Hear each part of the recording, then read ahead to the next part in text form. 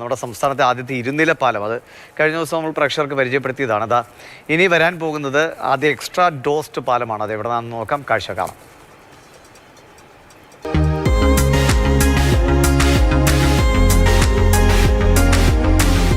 നാലുചിറ പാലം കരുമാടിയിൽ തുടങ്ങി കരുവറ്റയിൽ അവസാനിക്കുന്ന പുതിയ റോഡിൽ തോട്ടപ്പള്ളി ലീഡിംഗ് ചാനലിന് കുറുകെയാണ് പാലം.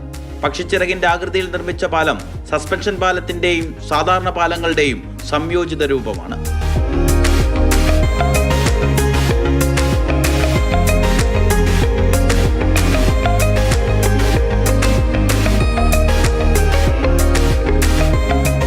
പ്രത്യേക തരം കമ്പികൾ ഉപയോഗിച്ച് പാലം വലിച്ചു കെട്ടുന്ന രീതിയാണ് കേബിൾ സ്റ്റേഡ് ഡിസൈൻ.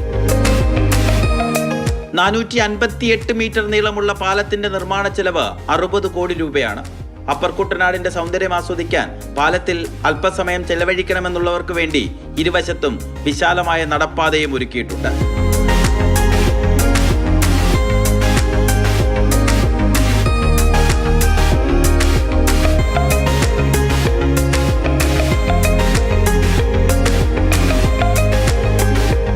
പുതിയ റോഡും പാലവും ഒക്കെ ഗതാഗത സൗകര്യം മെച്ചപ്പെടുത്തുമെന്ന് മാത്രമല്ല, പ്രദേശത്തെ വിനോദസഞ്ചാര മേഖലയ്ക്കും കാർഷിക മേഖലയ്ക്കുമൊക്കെ ഏറെ പ്രയോജനകരവുമാണ്. ഓണിയം വർഗീസിനൊപ്പം രഘുനാഥ് നാരായണൻ, മാതൃഭൂമി ന്യൂസ്, ആലപ്പുഴ. ശരിയാണ്, രഘു പറഞ്ഞ പോലെ പ്രത്യേകിച്ചും കൗതുകരമായ ലുക്കുള്ള പാലങ്ങളൊക്കെ ആളുകൾ കൂടുതൽ അവിടെ കാണാൻ പറ്റും. വൈകുന്നേരങ്ങളിൽ മിക്ക പാലങ്ങളുടെ സൈഡിൽ വലിയ തിരക്കാണ്, അവിടുത്തെ കച്ചവടങ്ങളൊക്കെ അങ്ങനെ പലർക്കും ജീവിത വഴി കൂടി തുറന്നു കൊടുക്കുന്നതാണ്. ഇപ്പോൾ രഘു, ആലപ്പുഴക്കാർക്ക് ഇങ്ങനെ പാലങ്ങൾ പല വിധത്തിൽ കിട്ടുകയാണ്.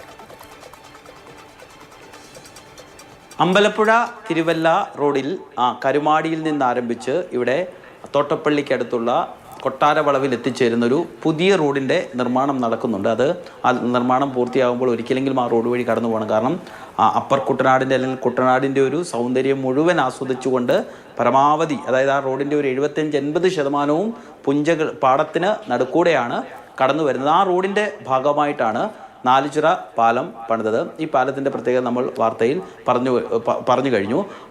സർക്കാർ അവകാശപ്പെടുന്നത് കേരളത്തിലെ ആദ്യത്തെ പാലമാണിത്. എന്തായാലും ആലപ്പുഴക്കാരെങ്കിലും ഒരിക്കലെങ്കിലും ആ പാലത്തിലൂടെ പോകണം. അത്ര മനോഹരമായ കാഴ്ചയാണ്. ഒരു സൈഡിൽ ലീഡിംഗ് ചാനൽ, അതായത് തോട്ടപ്പള്ളി സ്പിൽവേയുടെ ഭാഗമായിട്ട് മനുഷ്യർ കുത്തിയെടുത്ത ഒരു ഒഴുക്കാണ് അത്. നീരൊഴുക്കെന്ന് പറഞ്ഞ ഒരു പുഴയുടെ അത്രയുമൊക്കെ വീതിയുണ്ട്.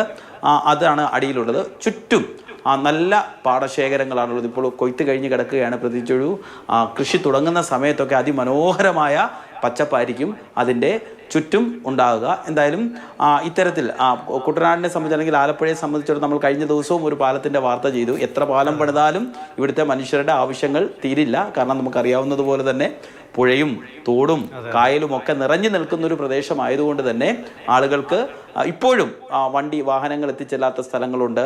ആളുകൾക്ക് ഇപ്പോഴും വീടിൻ്റെ മുറ്റത്തൊരു ബൈക്ക് പോലും കൊണ്ടുചെന്ന് നിർത്താൻ പറ്റാത്ത ധാരാളം ഇടങ്ങൾ ഇപ്പോഴും കുട്ടനാട്ടിലുണ്ട്. അങ്ങനെയുള്ള ഇടങ്ങളിലൊക്കെ പാലം വരുന്നത്, ഇത്തരത്തിൽ അതിമനോഹരമായ പാലം വരുന്നത് ആളുകൾക്ക് സന്തോഷമാണ്. എല്ലായിടത്തും ഇത് സാധ്യമാകില്ലെങ്കിലും പരമാവധി പാലം അത്തരത്തിൽ കണക്ടിവിറ്റി ഉണ്ടാക്കുന്നത് നല്ല കാര്യമാണ്. അത്തരം പ്രത്യേകിച്ച് നല്ല കാഴ്ചയോടുകൂടി ആകുമ്പോൾ കൂടുതൽ ആളുകൾക്കത് ആസ്വദിക്കാനും മറ്റ് ജീവിത വഴികൾ തുറക്കാനും കൂടി ഉപകരിക്കും. ശരി രഘു.